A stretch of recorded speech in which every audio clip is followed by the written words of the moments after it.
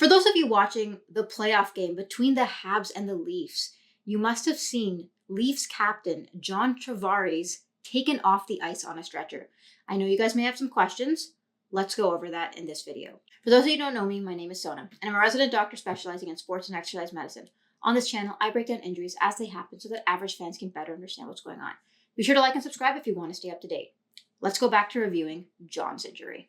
So I was sent this injury from a colleague of mine, and just watching this injury was pretty scary, much less trying to see Tavares get up.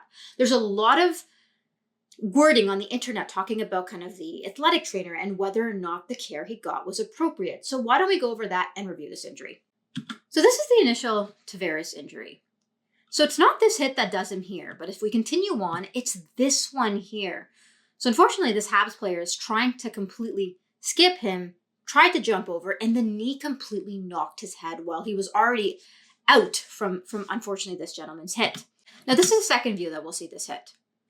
Comes in here, and this one disorients him, but he can get up from that. It's that one that was extremely worrisome. So if we go back here, it happens quickly, but unfortunately, the knee goes straight to the front of the head, perhaps to the side, although it's hard to see in this image here. And now in this last view, you'll see here that, it appears that either the side or the front of his head was hit while he was unfortunately turning around by the Habs player's knee. And it was that hit right here that as doctors, we would be most worried of. So what caught my eye was this right here. As you can see, Tavares is on the ground. The trainer is here. He's trying to stabilize his C-spine here. So you'll see he's actually grabbing the neck at the front and the back. And this is what we're taught to do to stabilize C-spines.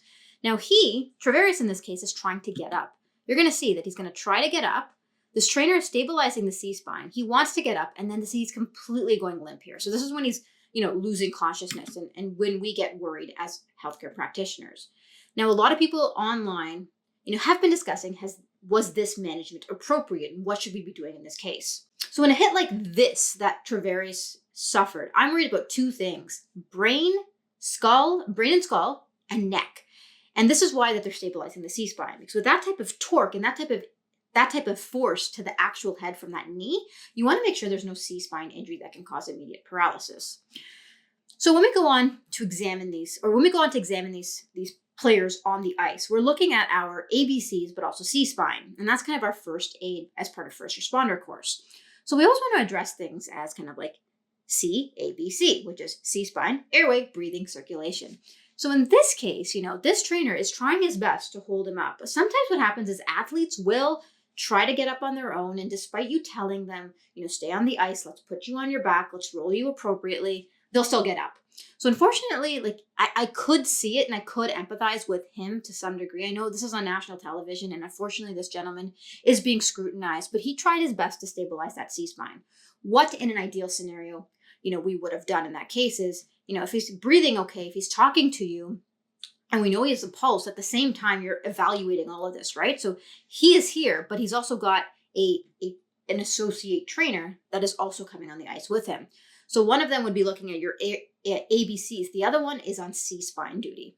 And for him, Tavares should have essentially been kept on the ice, put on his back, stabilized the C-spine at that point in time, and that's when you board them. So if you look here, Tavares is being boarded onto a stretcher. So we've put them on an actual board first, made sure it was stable. Then what they do is they put him on a stretcher. Now, I also wanted to pay a particular attention to how he was put on this stretcher.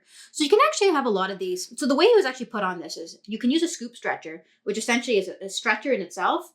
It will completely split in half, and then you actually scoop them up in this. And that's what you're seeing in this yellow area here. Once you have them on it, then you can put them on this stretcher on wheels to take them off the ice.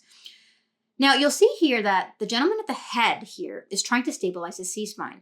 Usually in this case, in many hockey rinks, you actually see athletes with blocks, for example, on the side of their heads and on the top to help stabilize their C-spine, in addition to getting vertebral collars or C-spine collars out.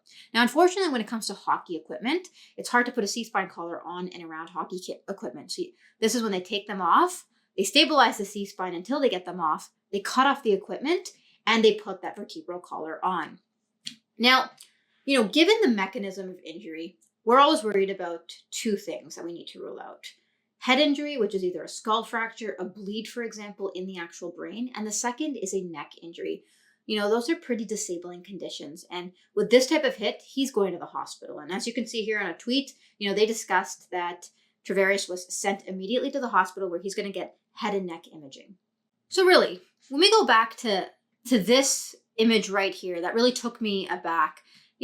This trainer was trying his best to stabilize that C-spine initially, and it seemed like Tavares was doing his best to get up. Sometimes a lot of these athletes, they're quite strong individuals, and they want to get up to show their fans that they're okay before they realize that something else is going on. They have big hearts, they can take a lot of pain, and this trainer did do his best job in the area, like in the situation that he had, to try to stabilize his spine. Yes, things could have been more optimal. And these are things that we learn from. When we do our first responder courses, for example, we look at some of these because we want to look at, okay, when the pressure is on, when this is on national television and this is involving a star player, how are we going to respond? Usually when it comes to a multiple team-based approach, someone should be taking care of the neck. Someone should be doing the ABCs. Then as they take him off, they're going to be looking head to toe if there's any other injuries they need to be worried about. When we're worried about the head and neck, we always do a brief neuro screen, right? So can you move different parts of your body? Can you feel different parts of your body? Can you look at the pupils and are they equal? So these are things that we do kind of in a quick 5-minute assessment on the ice and afterwards to make sure people are safe. And in this case, we know he's at the hospital.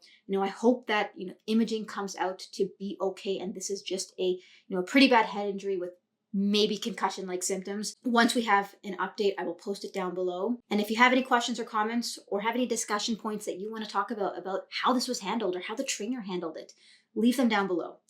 If you like this video, please like and subscribe to my channel. For now, that's all.